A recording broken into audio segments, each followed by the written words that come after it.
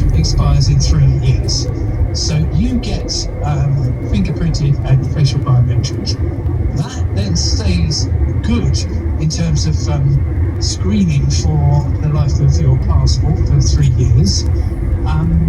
And after the fingerprinting the first time round, they're going to accept just a facial biometric, which is good and easy. Now, then you get a new passport, and the whole rigmarole begins again, because they'll put your passport in the machine and say, Mr. Bull, we need to take your fingerprints. I mean, they'll do that in a French accent, I presume. And on top of that, there will be a test later, so do pay attention.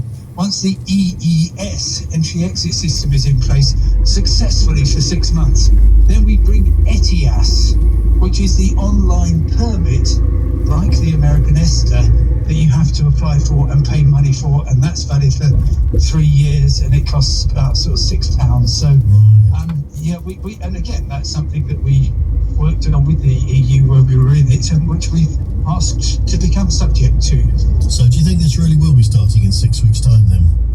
Well, 6 weeks today, can you imagine it? Suddenly the world changes. Now, the good thing about November the 10th is that it's about as low season as you can possibly get, and the early hours of Sunday morning are a really good time to bring in something like that.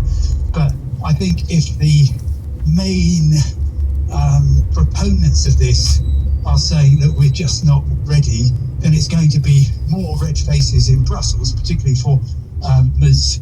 Johansson, who absolutely said we're going to do it.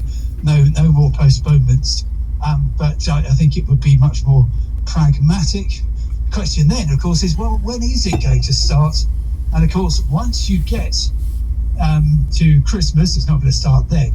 You're then into the ski season. That's a lot of pressure on airports. And then, oh my goodness, it's Easter. I can't do it during the Easter holidays.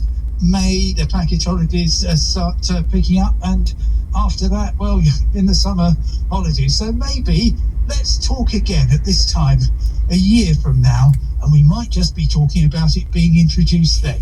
Well, it's going to be interesting, Simon. Thank you very much, Simon Calder, taking us through that new scheme. Coming up in the next hour, we've got lots more comments on learning music and a musical instrument. We're going to be looking at a study into our lack of knowledge of vegetables in this country. We'll also get a quite detailed look at what Labour is planning to do to make work pay, as they put it. Shaking up employment law, reforms of 0 hours contracts. Will explain how you might be affected and get your view. All of that and more coming up after the news at 3, next on LBC. On your radio, on Global Player, and Play LBC. Leading Britain's conversation. This is LBC. From Global's newsroom, the Labour MP Rosie Duffield has resigned the whip, telling the Prime Minister she's ashamed of what he and his inner circle have done to the party. She's written a fierce resignation letter accusing Keir Starmer of pursuing cruel policies and being guilty of hypocrisy, citing changes to winter fuel payments and the retention of the 2-child benefit cap. LBC's political editor Natasha Clark says this is extremely bad news for the Prime Minister. It's incredibly damaging that she's talking about this sense of disunity and chaos, this sense of, the top number 10 team making the wrong political decisions in her resignation letter when she's talking about him making the wrong political choices. That's going to be damaging to him far more than sort of anything about the freebie gate or whatever you sort of like to focus on. Downing Street has yet to make a comment. The Israeli Prime Minister has said the killing of the Hezbollah leader was essential.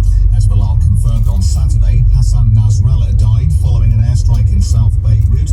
Benjamin Netanyahu has given an address, speaking through an interpreter.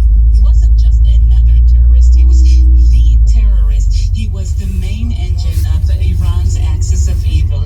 Him and his people were the architects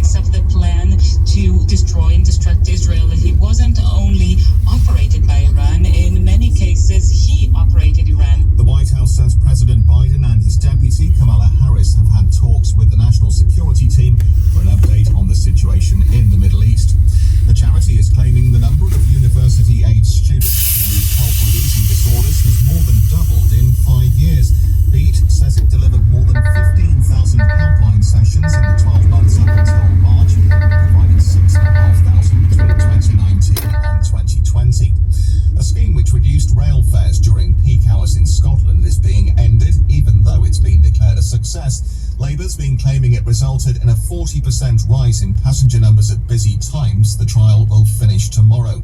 And voters are due to go to the polls in Austria in their national election, but it's unlikely to produce any clear winner, meaning a coalition government will probably have to be